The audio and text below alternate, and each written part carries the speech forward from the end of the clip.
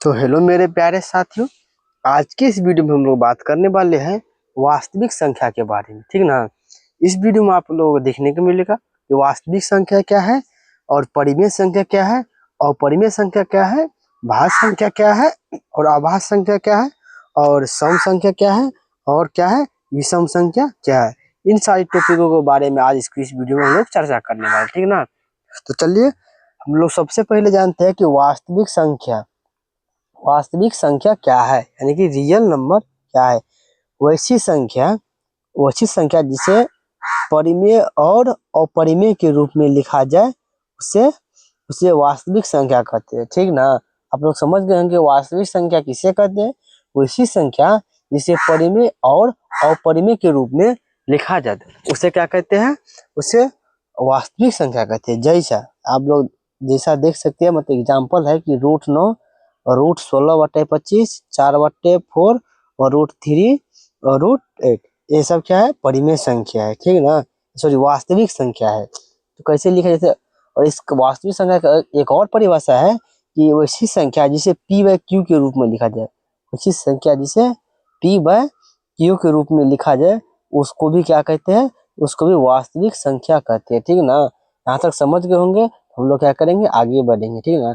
आप लोग जानते हैं कि परिमेय संख्या किसे कहते हैं और अपरिमेय संख्या किसे कहते हैं, ठीक। तो चलिए जानते हैं कि परिमेय संख्या क्या है। चलिए आपको स्क्रीन पर दिख रहा है कि परिमेय संख्या क्या है। चलिए परिमेय संख्या क्या है, वैसी संख्या जिसे p/q के रूप में लिखा जाए उसे परिमेय संख्या कहते हैं। परिमेय संख्या किसे कहते हैं, हम आपको अभी बताएं कि p/q के रूप में लिखा जाए उसे क्या कहते हैं, परिमेय संख्या कहते हैं। जैसे कितना है, 11/4, 11/4 और √25 और क्या है 2/3 और क्या है 5 ... अनंत तक जा सकता है, ठीक ना। ये सब क्या है, और परिमेय संख्या है, ठीक ना। परिमेय संख्या आप लोग सीख गए। तो अब उसके बाद क्या जानते हैं कि अपरिमेय संख्या क्या है। अपरिमेय संख्या क्या है, तो वैसी संख्या जिसे p/q के रूप में नहीं लिखा जाए उसे क्या कहते हैं, अपरिमेय संख्या। समझ गए आप लोग अपरिमेय संख्या किसे कहते हैं। वैसी संख्या जैसे p/q, यहाँ तो था p/q के रूप में लिखा जाए उसे परिमेय कहेंगे, और जो p/q के रूप में नहीं लिखा जाएगा उसको अपरिमेय कहेंगे, ठीक ना। जैसे यानी एग्जाम्पल में हो जाएगा √3, √11, √17 और √14, ये सब क्या है, तो जितने भी रूट से बाहर नहीं निकलने वाला होगा ना वो क्या हो जाएगा मेरे भाई, तो वो हो जाएगा अपरिमेय संख्या। यहाँ पर भी आप देख सकते हैं √25, यदि √25 को हम लोग निकालेंगे तो क्या निकल जाएगा, 5 निकल जाएगा, ठीक ना। तो ये क्या है, परिमेय संख्या है। चलिए इसके बाद जानते हैं भाज्य संख्या क्या है, ठीक ना। आप लोग बने रहिए हमारे चैनल पर, और यदि हमारे चैनल पर आप नए हैं तो आप हमारे चैनल को सब्सक्राइब कर लीजिए, क्योंकि हम ऐसी ऐसी वीडियो आप लोगों के लिए लाते रहते हैं। चलिए, और जितने भी मेरे भाई बहन सब जो क्लास 10th और 12th में पढ़ रहे हैं उन सब भाई सब के लिए पूरे का पूरा जो है अभी फिलहाल चल रहा है बिहार बोर्ड के लिए। जितने मेरे भाई बहन एग्जाम देने वाले हैं बिहार बोर्ड का, उन सभी के लिए ऑब्जेक्टिव और सब्जेक्टिव का क्विज चल रहा है। तो आप लोग जुड़ना ना भूले इस चैनल पर, दीपू स्टडी पर। आप लोग कहाँ मिल सकते हैं, दीपू स्टडी पर, ठीक ना। स्टडी इस चैनल पर आप लोगों को पूरा 10th और 12th की तैयारी कराई जाती है। तो आप लोग क्या कीजिए, सब्सक्राइब कर लीजिए, ठीक है ना। चलिए जानते हैं अगला सवाल कि भाज्य संख्या क्या है।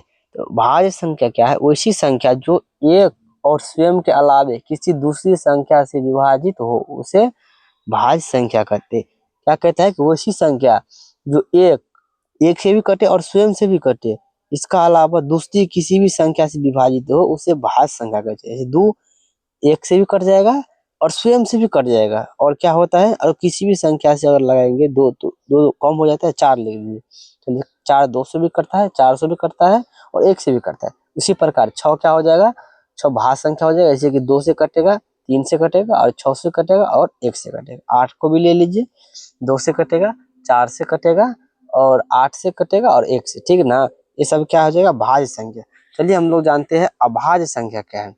अभाज्य संख्या क्या है, दूसरा है कि अभाज्य संख्या क्या है, तो वैसी संख्या जो एक और स्वयं के अलावा दूसरी संख्या से विभाजित नहीं हो उसे भाज्य संख्या कहते हैं, अभाज्य संख्या कहते हैं, सॉरी।